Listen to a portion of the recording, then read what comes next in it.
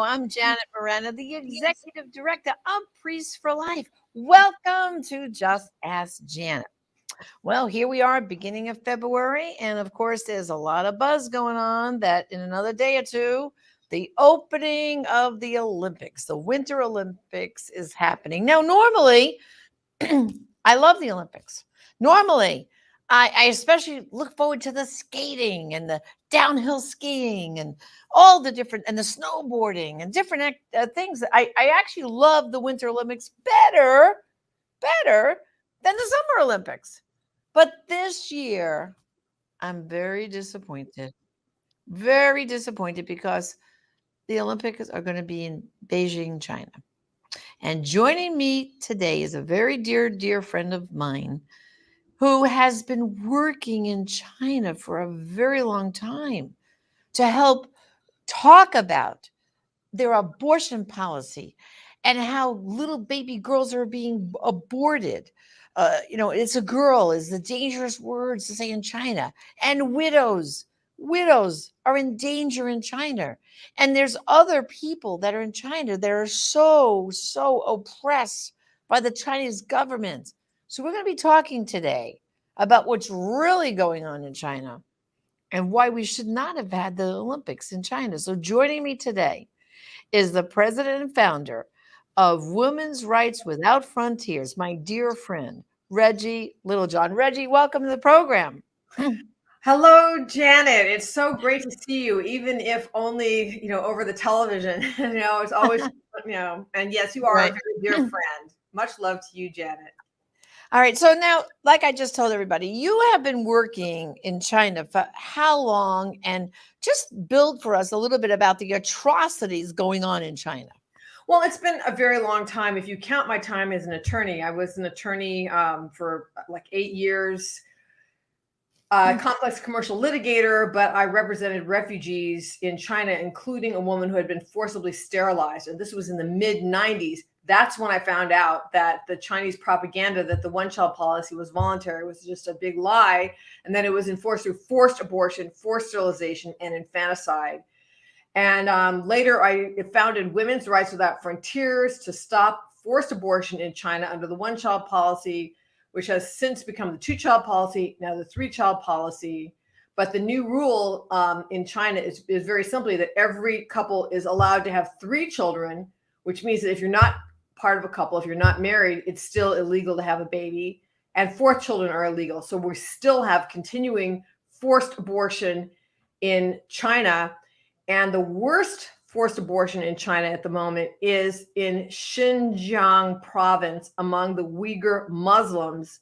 So China has been officially declared to be committing genocide against the Uyghurs and other Turkic Muslims and minorities in Xinjiang.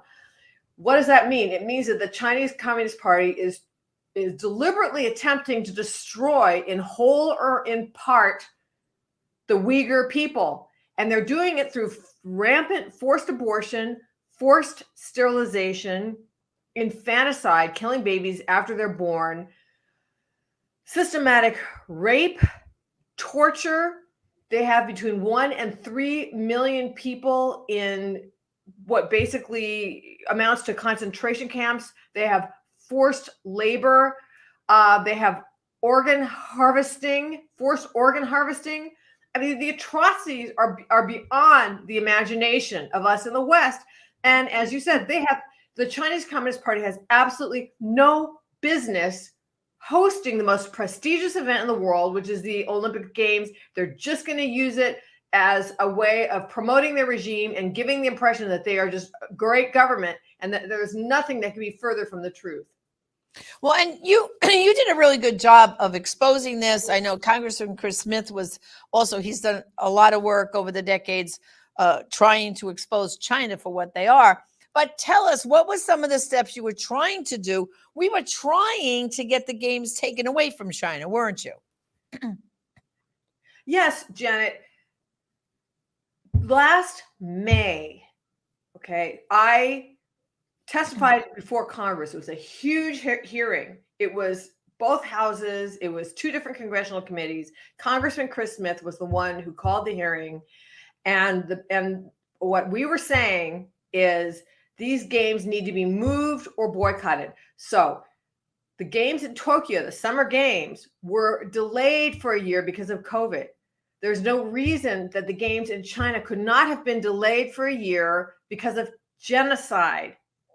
And at that time, in that hearing, as an attorney, I gave the opinion that the United States and 151 other countries around the world are signatories to the Genocide Convention. And what that does is it obligates us under international treaty law to punish those who are committing genocide. You mean the Geneva Convention, right? No, I'm not talking about the Geneva. There's another convention. There's another convention. It's called the Genocide Convention. Oh, wow. I didn't know about that. See, yeah, we don't know about these things. Yeah. And so anyway, we're obligated to take steps to prevent and punish genocide. Wow. And yet, what the United States has done is a diplomatic boycott. And that's along with Canada, the UK, and I think Australia. There's a number of other countries, not very many, not enough, who are doing diplomatic boycotts. All that means is that we're not sending our senior officials to the games. And it was so interesting in this hearing. Nancy Pelosi, Speaker of the House, actually testified as a witness. I don't know when that has happened. It's very, very rare. But she was saying, our diplomats really can't go to Beijing because how can they sit there and watch these games when they know that at that very moment, the government hosting the games is committing genocide? Okay, she said that. Well, the same is true for the athletes. How can you do your beautiful ice dance or concentrate on your downhill skiing or what have you when at that very moment, the government that is hosting those games is committing genocide in Xinjiang, along with all the other atrocities. I mean, the genocide is horrific. But Janet, you know very well, and your listeners know that China has actually boasted that they have prevented 400 million lives through the one-child policy, and that vast majority of those were done through forced abortions and forced sterilizations. That number, 400 million, is greater than the entire population of the United States and Canada combined. They are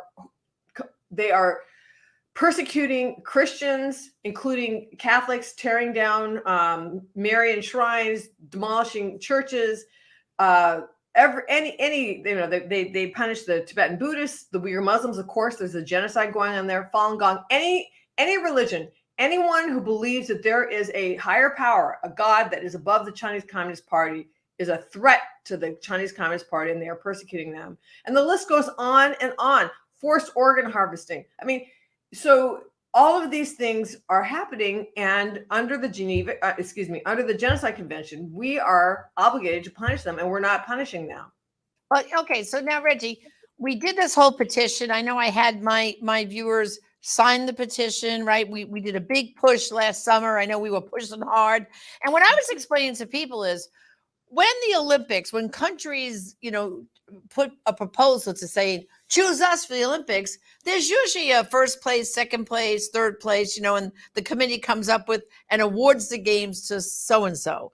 So what I was promoting was, okay, China was first choice. So who was the second choice? Just move it to the second choice country. I thought that could have been like an easy fix. Okay, so now they didn't do it. 2 days from now, these games are going to start in Beijing. So all of us who signed the petition, the reason I'm asking you, Reggie, is like, okay, what should we do? I mean, I could not watch the games is what I'm going to do. But how can we make that not watching the games, our voice be heard in a louder way to say, I object. I object. Look at the horrific things happening in China. And I feel very sorry for the athletes that worked years to get there. But for goodness sakes, I can't just turn a blind eye to the atrocities. So what should our message be? Like, what should we do? Or give me some suggestions. Well, Janet, I understand your frustration, and believe me, I share it, and I have devoted so much of my life to trying to stop these games and get the message out. So I understand what you're saying, and what I try to take to heart is what Mother Teresa said, is that God calls us not to be successful, he calls us to be faithful. And you and I and everybody else listening to this, God is calling us to be faithful to him, even if we're not successful, if you define success as actually stopping the games. Now, what you're saying about not watching the games is an important first step, because what these the sponsors of the games are counting on is advertising revenues from millions and millions of people watching the games. And so if nobody watches the games, they're going to lose money, and maybe they will learn a lesson like don't have the games in a country that is actively committing genocide. But on top of that, if you want to know things that you can do, okay, we have a website. It's called genocidegames.org. genocidegames.org. And there's a couple things that you can do. One is we've got this thing called Align Act.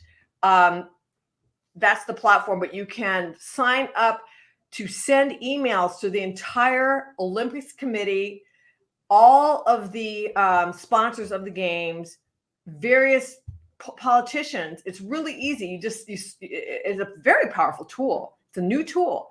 And there's like a model letter. You just click on it, and then it will go send emails to the personal email addresses of all these powerful people. And so if we flood their inboxes with protests, that will hopefully get their attention.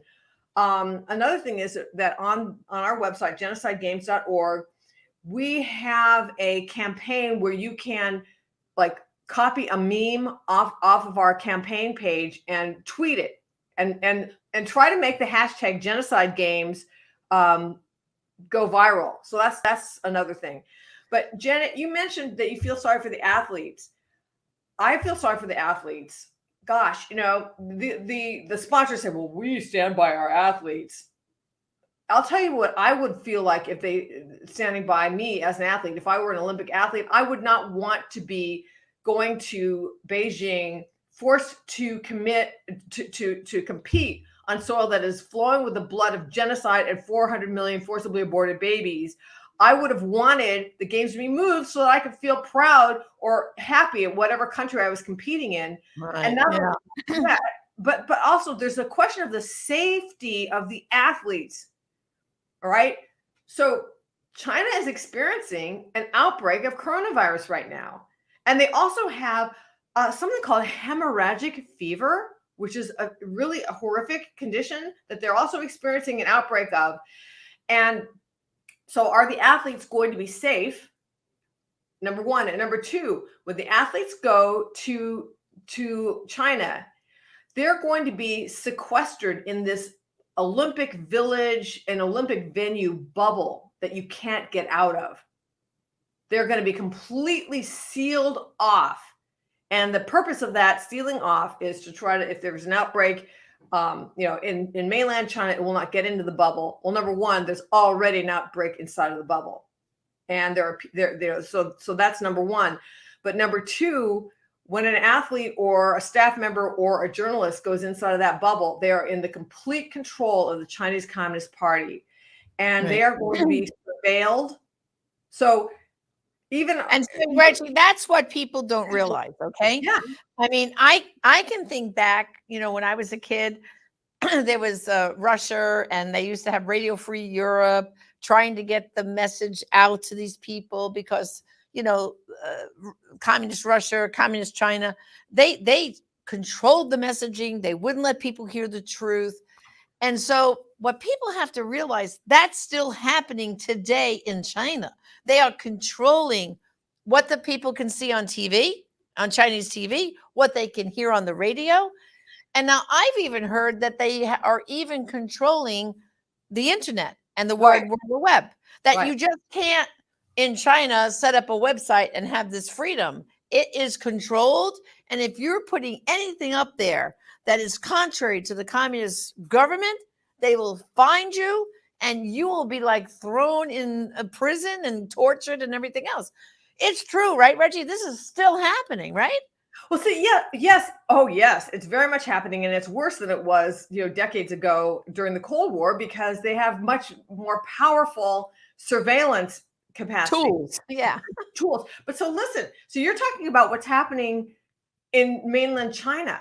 But what people need to understand is it's happening in this bubble that is the Olympic Village. So I'm holding an article here from the Guardian. It's called "The Surveillance Concerns Around China's Winter Olympics App." So what they're doing is they are attempting to force all the athletes, the journalists, everybody else, the staff, whoever coaches, all have to have this app inside of the Olympic Village, and they're using it as a quote unquote health app, right? And but governments are telling their athletes not to sign up for the app, or if they're forced to sign up for the app, they're telling everybody, don't bring your laptop, don't bring your personal phone, buy a burner phone that is only for use in China, because this app is not encrypted, and you can have all of your information for your laptop, for example. I mean, why would anybody trust the Wi-Fi that's there? You know, all of their contacts, all of their emails, all of their anything that's on their laptop, anything that's on their phone could be just disclosed to the Chinese Communist Party. And they China, they surveil their citizens. They've got real-time geolocation, so they know where every single person is at every moment. They've got facial recognition. They surveil your internet use, your everything you send, every email you send, every social media post, all of your internet searches. So even in the Olympic Village, they've got something called illegal words. Okay, in America, we've never heard of an illegal word. They have illegal words, and if you use one of these illegal words, you can get in trouble. So I'm looking at this right now. Oh, come on, Reggie. I want to know, what are some illegal words? What are some of the words? Oh, I will tell you. I will tell you what the illegal words are. Okay. So right now, Citizen Lab, so they're the ones who are analyzing this, so that there's a list of 2,422 political keywords described in the app's code base as illegal words.txt. And so the function is to censor these words, and they don't appear to be active. And so some of the words are Tiananmen. Don't say Tiananmen, all right? No, that's supposed to Tiananmen Square. Right. But it's an illegal word. People who are athletes or people who are from foreign countries are not going to know that Tiananmen is like an illegal word in China. You can't use the word Uyghur or Holy Quran or injections. I guess they mean vaccines. You can't even use the word injection. And forced demolitions. Now, that's an interesting illegal word, forced demolitions. Why is that illegal? Most people have never even heard of a forced demolition. Well, I'll tell you that in China, they will force people out of their homes and demolish them to build, for example, the Olympic Village. Now, I'm not sure if that happened in this one, but I know it happened in the 2008 Olympics. So wait, Reggie. In the 2008 Olympics, in order to build, like you just said, the Olympic Village, they actually forced people out of their homes and bulldoze them down? They took over their homes? According to my recollection, yes, that is what happened. Now I'd have to, I didn't know we were going to talk about that, so I don't have chapter and verse for that. No, that's okay. I just find it so shocking. Yeah. I mean, but why else would they have forced demolitions as an illegal word? That's kind of crazy. It says here that governments are advising their athletes to leave their phones at home and use burner phones. And so my question is, if you can't even bring your phone into a country, because they're going to steal your information, why would you want to compete there? I feel sorry for the athletes. The Olympics never should have been scheduled for Beijing to begin with. Right. And then this happened, I understand, back in 2015. Well, I understand. In 2008, they had the Summer Olympics in Beijing, and China promised that they would improve on the human rights record. They haven't improved at all, and in fact, are now committing genocide. Right. Quite the opposite. And so, I think that after it was approved in 2015, when they saw that they were officially declared as having committed genocide, that they should have said, wait a minute, let's put a pause on this here. Let's rethink this. And move the games to a country that is not actively committing genocide. Unbelievable. Well, I am definitely going to go to the genocide Olympics com, right? You said, No, Reggie? genocidegames.org. Games. Okay, Genocidegames.org. genocidegames.org. I'm gonna do that and send out those letters because you're right. That's what gets the attention is the sponsors. Because I don't know who they are, but let's say Adidas. I know in the past they have always sponsored Olympic Games, because of their sneakers and their clothing, and Nike is another one. Well, heck, if they get thousands and thousands and thousands of emails saying we object to the games being there, and I'm not going to buy Nike now or Adidas or whoever it is, fill in the blank. That will send a little bit of, I think, shake them up a little bit because they don't need negative press like that or Right. want it. So we're going to definitely follow up on that. And then I just want to cover quickly because everyone, I think they've heard of your work with It's a Girl, the most dangerous words we can say in China, because what people have to understand is with this now 2 and 3 child policy, what happens here is if a woman is like, let's say the family already has one girl and now they're pregnant again, and now they have the second child as a girl. Well, what's going to happen now? What do they want next for the third and final child? They want a boy, right, Reggie? Well, And yeah, right. but if it's a girl again, they're going to keep aborting, right, until they get the boy. Is that kind of like what's happening? So this is the thing. People say, "Oh, it's a 3-child policy." Now they can have as many kids. There are three children, but what happens is, if the first child is number one, most people do not want to have a third child. In fact, most people do not even want to have a second child, believe it or not. And this has to do with the Chinese Communist Party just pounding into people's heads, one child, one child, one child. And it also has to do with the fact that it's very expensive to raise a kid in China. So even if they have a 3-child policy, most people don't want a third child. Most people don't even want a second child. So if the first child is a girl, they might be willing to have a second child if that second child is a boy. And so again, you get into situations where people are either aborting if the second baby is a girl, or they are wanting to give her away. So that can mean finding a family that is childless or whatever. But what our organization does is we're the only organization in the world that has boots on the ground inside of China that is actively saving baby girls from gendercide, meaning either being aborted or abandoned or given away, and also in just extreme poverty. And the area that we're in is a farming area, and it was hit really hard, and it continues to be hit hard when there are waves of coronavirus that come in and they have lockdowns, because what can happen is the family is barely scraping by as it is. And then just as their fruit or their vegetables are ready to go to market, there's a lockdown and there's no trucks. And so it just rots, and then they have no money, and then they are in really desperate straits. So we are helping families stay together, helping it so that a lot of the women in China can't nurse because I guess it's stress related, or maybe they don't have enough food, so their body's not producing breast milk. So we have a number of families where we are providing money every month, and that helps the mother buy milk for her baby. And then also abandoned widows, that people don't realize that in China, that traditional Chinese society, people would depend in their old age on large families to support them. And now, because of the 1-child policy, they don't have a large family to support them. So they have no support. And there's just alarming numbers of elderly in the Chinese countryside are committing suicide, especially women in the Chinese countryside.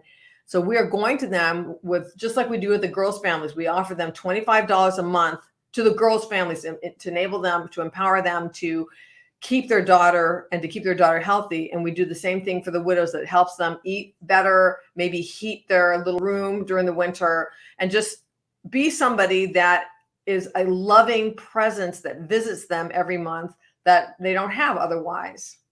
So Reggie, I mean, that sounds amazing. $25. I mean, if I donated to your ministry $25 a month, made a commitment, I'm at least helping one baby girl or one widow. So what website can they go to where they could get involved and maybe make a donation to help save a baby girl or save a widow? Oh, thank you for asking. So our website is womensrightswithoutfrontiers.org. That's womensrightswithoutfrontiers.org. And if you go on to the homepage, then up on the right, there are two bright red buttons, and one says Save a Girl and the other says Save a Widow. And in those, if you click those, both of those have a wonderful video, just 3 minutes, where you'll see the actual faces of some of the babies that we're saving or some of the widows that we're saving, and learn more about the program. And then also you can just donate to the program. It's very easy. That's great. Well, I really hope everyone does that, because when you think about it, how many of us go to Starbucks or Dunkin' Donuts or grab pizza and stuff like that? So, you know what?